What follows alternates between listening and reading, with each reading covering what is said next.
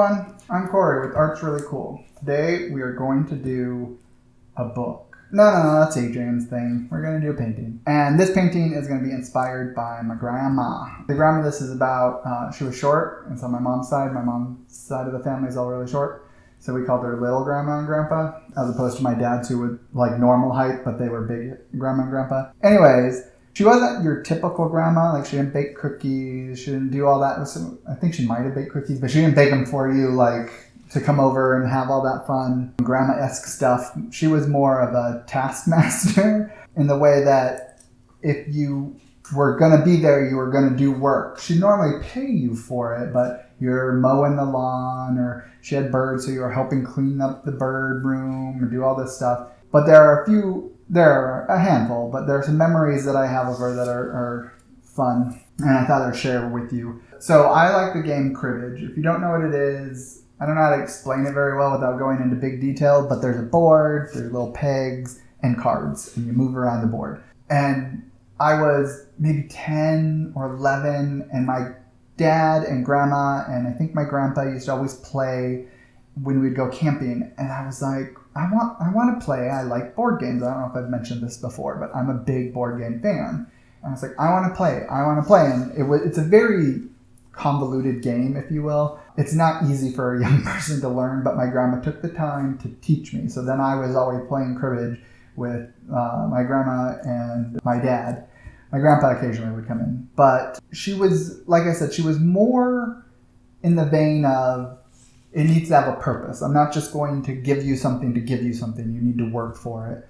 But one thing she loved, probably above all else when it came to creatures, were birds. Like I mentioned before, she had bird room, but she loved hummingbirds. There aren't a lot of them in Montana. You would see them very rarely, so I always get really excited when there's some at the hummingbird feeder here. Adrian put that up for me, and I was like, there's hummingbirds. She was 60 or 70, I think she was 60, and she actually got a hummingbird tattooed on her foot, and she never had a tattoo before, and she went right for one of the most tender areas, the foot. At least I believe it is. And I always thought that was so badass of her. She just was like, I love this so much. I'm towards the end of the road. I'm gonna go ahead and get this done. And I was like, okay, I want one now. I want to get a tattoo. I don't remember how old I was. I think it was before I got my first tattoo. I think it was before. She's no longer with us, but she was a very cool lady. And I'll tell a story in just a sec. Let me get to the colors, and then I'll go back to another story. All right. So what I'm doing is a painting based off of a hummingbird, or inspired by getting the essence of a hummingbird. I'm going for two flowers that are going to come into the middle of the canvas, or get close to the middle, and then hopefully have a hummingbird in the middle section, middle lower half or lower third of it. And it won't be exactly a hummingbird. I can't make that happen. I'm not that good. I've tried this multiple times, and it's all right. But I'm hoping this time it'll be the one. I think I know what I need to do, so we'll see. Fingers crossed it turns out. You're watching this, so maybe it did. What I'm going to do is the flower is going to be purple, so I've got a couple types of purple because I want a little bit of definition. Then the stem part, I see, for some reason I see it not the stem, what's that part in the middle? What's that called? The part in the middle of the flower? The part in the middle of the flower where the bees get all their pollen and stuff from, whatever that part is, that's going to have a little bit of yellow, so there'll be a little bit of yellow coming out. And then the hummingbird, obviously typical, there's so many varieties of hummingbird, but the typical hummingbird is like a green and red kind of, or the ones I always see are green and red type color. And so I've got a bunch of color right here, but it's just gradients of the same color. So this is a metallic green, this is a metallic red, and this is the base green, base red. This is one where I've added a lot of white to lighten it up, and this is where I added a little bit of black. Now, when you're darkening your colors, very little amount of black goes a very long way. When you're lightening, you have to add a lot of white. I'm sure there's other ways to do it. This is just the only way that I've ever come across doing it. And then I'm going to take these, at least one of them, possibly both, and swipe with the black through those colors to create like webbing like we've done in other paintings to hopefully bring it a little bit more life. At least that's what I'm after. I'm going to put this all on the base of a gray paint. I think those colors all like work really well together. So we're going to go ahead and do this.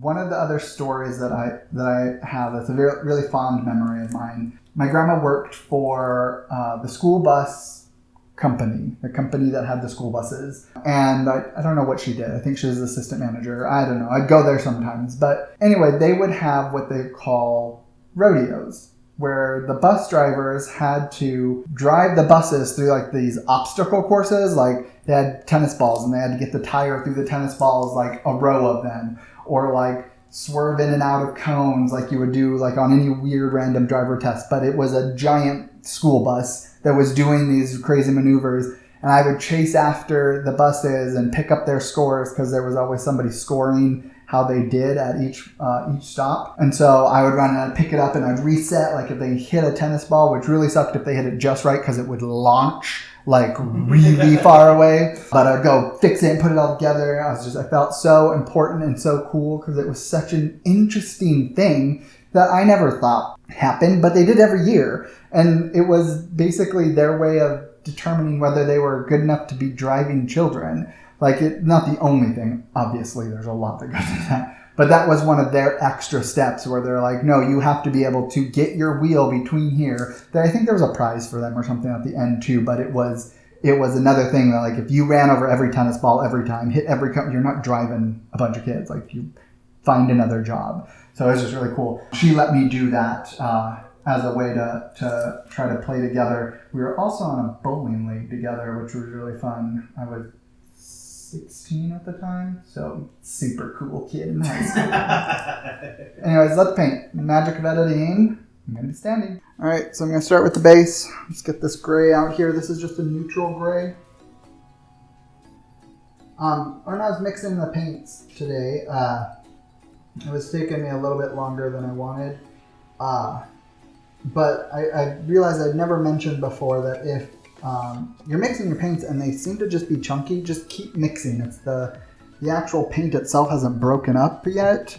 And so it looked like there's something wrong with it, but sometimes you just have to stir a lot and just keep going. If you've got the room to stir fast, do that. It'll help as well, but just keep stirring and the chunk should go away. What I'm going to do is I'm going to blow this out rather than tilt it, so it'll be quiet for a second, or music will play, whatever Adrian does.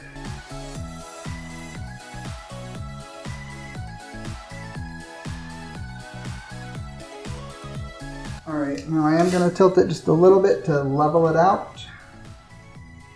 Just let it kind of run off the edge.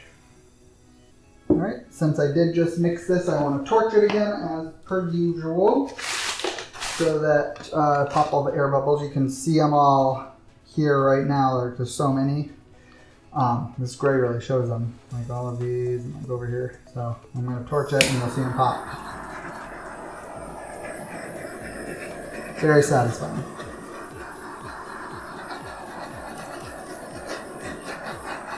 And I'm moving over quickly, like I mentioned before, so you don't cook your paint. Alright, so I'm going to start with the flower part. And I actually want the base of the flower to be yellow. Like, that's what I meant in my head. I just didn't say it out loud. So I'm going to start like this. Just pour some over here for the purple. The light purple.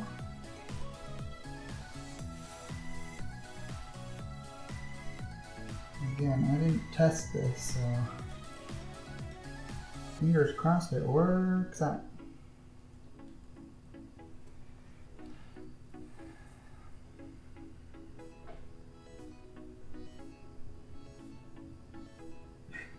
Wanted less paint than that. So,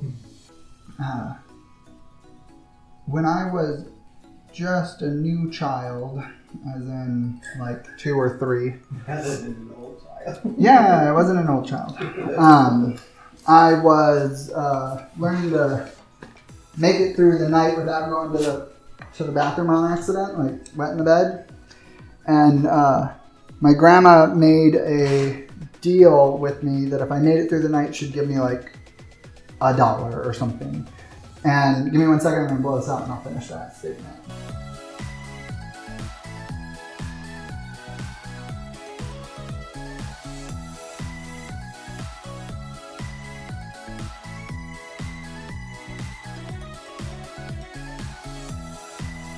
Alright.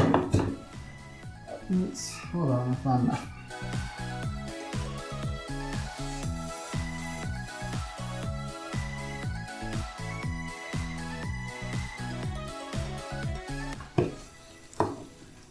Alright, so it gave kind of in my head, this is sort of what it looked like. It would be a little more purple here, but I'm having trouble.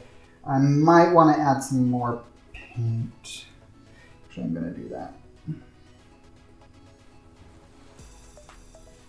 A little bit here. Even when it doesn't work like you're expecting, doesn't mean that you can't fix it.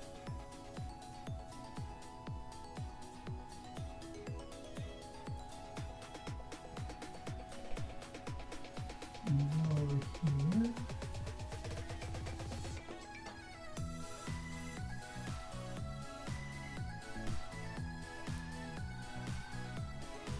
It's great. It's that paint really well. I don't know why, but.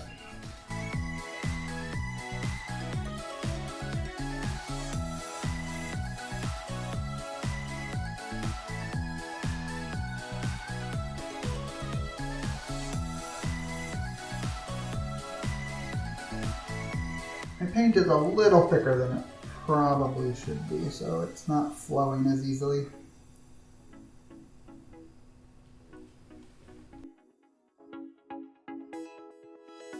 After hours of trying, that is more what I was envisioning. Okay, so now what we're gonna do is I'm gonna try and create the, well, let me tilt a little bit here.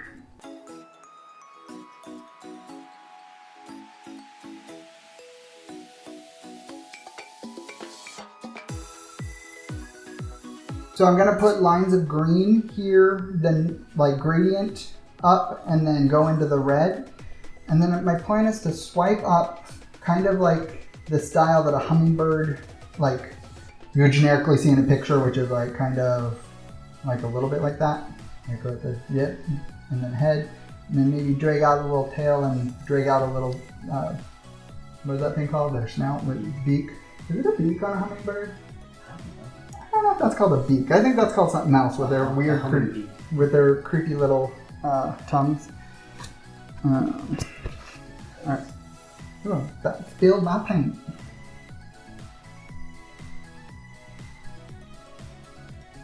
I don't want a lot.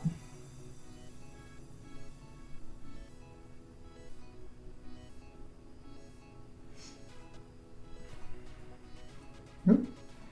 Just knocked my paint over. I say I don't want a lot, and then I'm going to pour a ton in it. Yep, there's done. These things are so hard to control. I have little teeny tiny like squeezy bottles with like pinpoint tips, but I couldn't find all the tips. I haven't used them in a long time.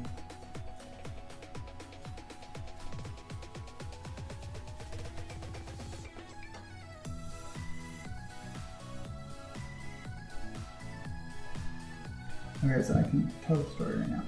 So anyway, I was struggling, like I said, to stop wetting the bed. And my grandma offered me $1.25 or whatever. And so the thing was I just call her in the morning and tell her that I made it. I made it through the night. So I wake up and I don't remember this very much. They all like to tell the story, but I went out and I called my grandma and she answered and I was like, "Grandma, I did it, I made it through the night." And she goes, "That's great, honey, but it's 2 a.m. Call me when you actually get up." I was like, "Oh, that's sad," but also cute. I was so excited. All right, so now I'm gonna put the black on here to drag through. This is metallic black with Australian flow trawl in it. Adrian will put the picture up. Again, this is the expensive stuff, so that's why I use it sparingly. Alright, wish me luck. Nervous! I'm so nervous! Shaking.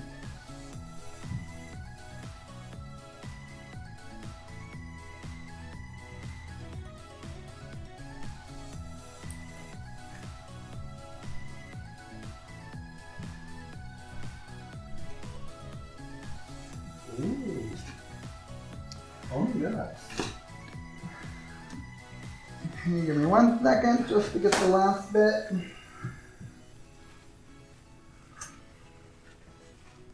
Right now it kind of looks like a bird. It does. I need to trade the peak out, but I'm nervous of this thing.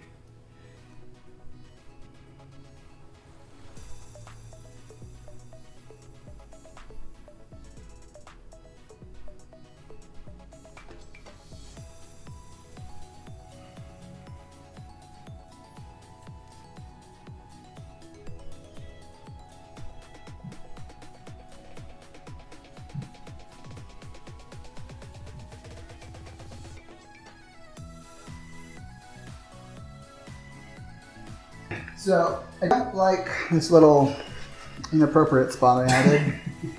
So what I'm going to do is just try and dab it out. And there, now it's no longer there. Alright. This is very boring from what I was expecting. So I'm gonna add a little blowout down here, but I'm gonna stay away from blowing this way because it'll mess up with that. So I'm gonna add it and go this way. I'm nervous. Should I do it, guys? What do you think? Tell me in the comments.